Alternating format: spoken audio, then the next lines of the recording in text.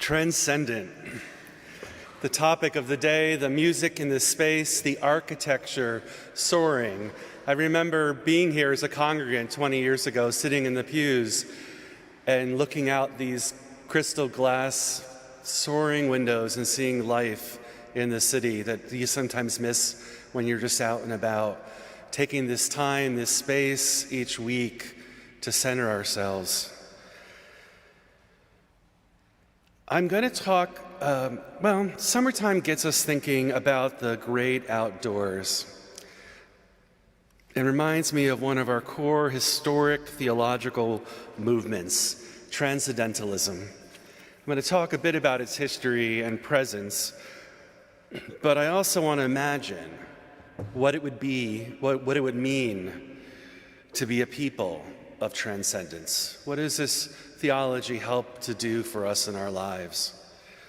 That's a lofty wondering, right? Transcendence, the quality of going beyond ordinary limits, surpassing, exceeding, or in the theological sense, the holy that transcends ideas of space or time. Well, I'm not going to ask any of you to do that right now. You won't have to do anything about space or time in this moment. And none of us need the pressure of one more thing to be expected to excel at.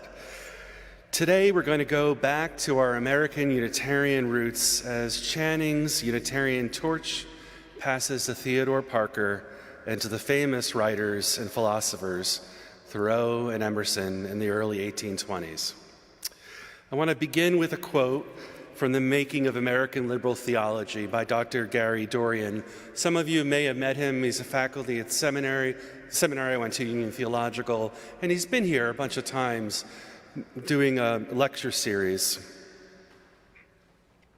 It goes, in 1833, Frederick Henry Hedge boldly proclaimed that in America, the genuine Kantians and Coleridgians were younger generation liberals. Hedge's sweeping dismissal of his American elders in the Unitarian Christian Examiner was a provocation to a Unitarian establishment that regarded itself as forward-looking and enlightenment. His bold proclamation of the superiority of transcendental thinking exhilarated a scattered vanguard of youthful Unitarian pastors and independent intellectuals. Emerson enthused that Hedge was an unfolding man whose article was a living, leaping logos, and hoped Hedge would help find him his way. Those were a lot of big words right there, but the 1820s had a lot of big words flying all around. And this moment in time is quite key in the formation of American liberal theology and what happens in this church. That brings us to where we are today. So Kant, long story short, brings us the ideas that the only intrinsically good things are goodwill, and that people should never be a means to an end.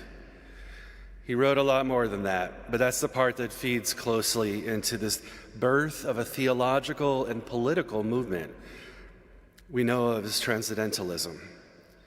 And Coleridge romanticism in his writing would echo in Emerson's spiritual romanticism. Up until this moment, Unitarians had an orthodoxy, if you could believe that today. And there was little about spiritual romanticism in any of the thinking. In UU classes that you might have taken or new member gatherings, you'll often hear us talk about the development of our non-creedal tradition, nature, as an outcome of what really was earlier generations of clergy choosing to stop excommunicating one another for difference of belief. The other side of that coin is that the writings of the transcendentalists that won the hearts of a new generation of spiritualists. So I began with Hedge because he was the original reason for the birth of the Transcendentalist Club. Emerson, Thoreau, Louise May Alcott, Margaret Fuller would use it initially as an excuse to see Hedge when he was visiting Boston. It was originally called Hedge's Club before the movement began. All of these philosophers, all of these thinkers are happening in a moment of time. They're human beings that are interacting with each other. I was having a conversation with a group of colleagues some time ago about Emerson and Thoreau. And before I go, I have a confession to make, and it's going to seem odd for me on a sermon on the Transcendentalists. By default, I'm not a fan of the Transcendentalists. Every few years, I pick up my copy of On Walden Pond, and I try to get through the first few chapters of Thoreau's masterpiece and find yet again and again that I just can't do it. For a philosophical and a later political movement that seeks to draw our attention to the immanent and the transcendent, it all reads as too earnest to my 21st century ear, or maybe that's just my Sicilian Jersey boy acting up, I don't know. The first few chapters are a lot about individualism, even though his sisters are doing his laundry, right? And his mom is still making him his lunches. Individualism, yes. But that's not entirely fair of me. It's accurate, but it's not entirely fair. It's true that that's the stuff of his writing that often gets quoted today, so we think of them often, typically, as fierce individualists. And Emerson would leave clericalism and ultimately leave the church. And if you do a cursory search of the movement on Wiki, you get this simple explanation. A core belief of transcendentalism is the inherent goodness of people and nature. Adherents believe that society and institutions have corrupted the purity of the individual, and they have faith that people are at their best when truly self-reliant and independent. And remember, before I said, Kant said that a person should not be a means to an end. Transcendentalism emphasizes subjective intuition over objective empiricism. Adherents believe that individuals are capable of generating completely original insights with little attention and deference to past masters. Now, that part of it is the part that always makes me cringe. I wouldn't be standing here as a minister if I didn't have ministers like Forest Church and Galen Gingrich and a whole list of other ministers here mentoring me along the way over the years. But that cursory look ignores their lived experience. And their lived experience is where we can begin to imagine what it would mean to be a people of transcendence. The UU minister, Reverend Aaron White, he is currently the associate minister in our large church of Dallas. In that clergy conversation I mentioned just now, I'm going to quote him on this, because this really opened my mind to the broader or the breadth of that whole movement and what it meant at the time. In his words, that many of the transcendentalists intentionally committed to disciplines of self-reflection and depth, journaling being one of their core practices. He goes on to say, I love reading their journals and seeing their beautiful and flawed humanity. They had a true devotion to nature around them and such intimate devotion to one another. They shared explicit gratitude and love with one another in ways that were far more intimate and vulnerable than what was common for their time, and far more so than much of our time even. They worked hard to love and be loved amid difference, with the larger Unitarian culture and with one another, and their cultivated ability to love and respect one another explicitly shows up so many times, especially in their journals. They're honest in writing about their sexual identities and desires, the blessings of their friendships, and moments when they are fractured, and how they wish to live. Both Emerson and Thoreau are deeply influenced by death and grief. He interprets Emerson's departure from the church and Thoreau's visit to Walden as prompted by deep loss in their personal lives. Far from the aloof intellectuals they sometimes get portrayed as, He ends with saying, "I love seeing their humanity played out on the page." That context has power to it. How different our lives have been from the recent pandemic and how it's changed us. We're different people than we were 5 years ago. The world is different. And people a generation after us or 100 years later are going to be trying to figure out just exactly what we went through just now. Despite the fierce individualism the movement gets known for, it was developed and imagined by a group of people in fierce relationship with one another.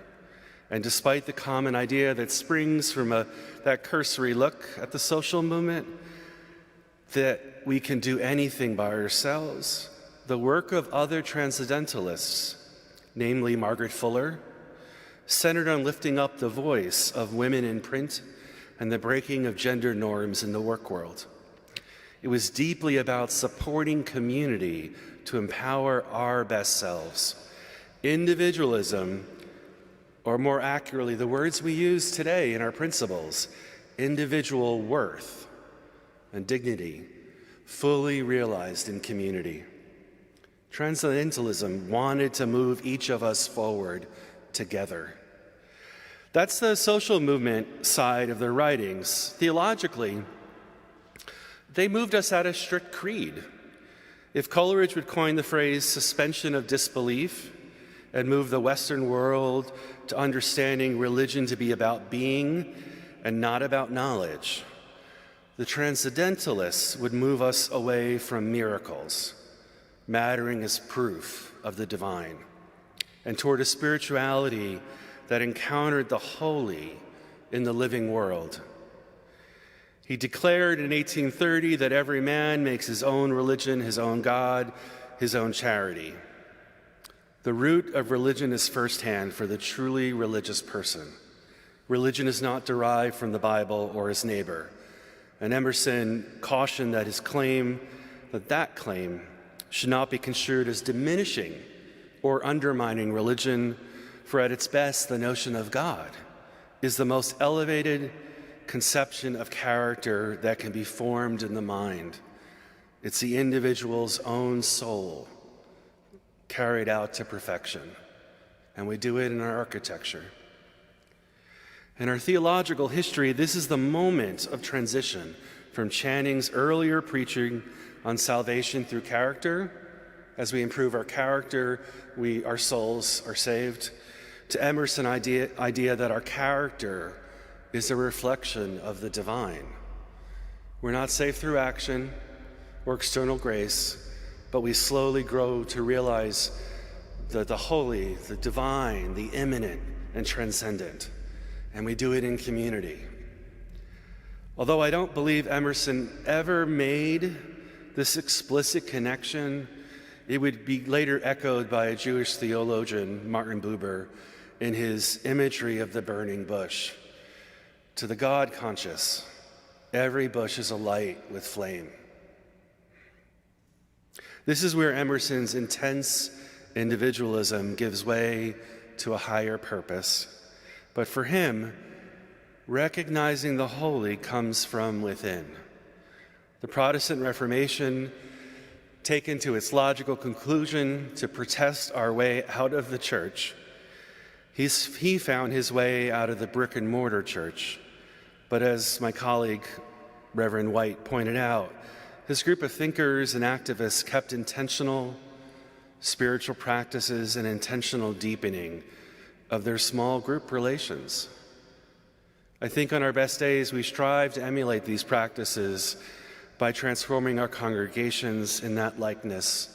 We do it best typically in our religious education programs, where the pedagogy is about forming bonds between students and not explicitly teaching details, but teaching values. And families and generations of our kids grow up to remain connected with one another and to be embedded in our church. But there are meditation groups we have here at All Souls, book groups, they work too. Think of yourselves when you're in them. That's how the Transcendentalist movement started. Each one of us can be a Margaret Fuller or a Thoreau or an Emerson in our small circles or maybe in big ways. I do encourage us all to join one of those. You never know what may come from that commitment. Amen and blessed be.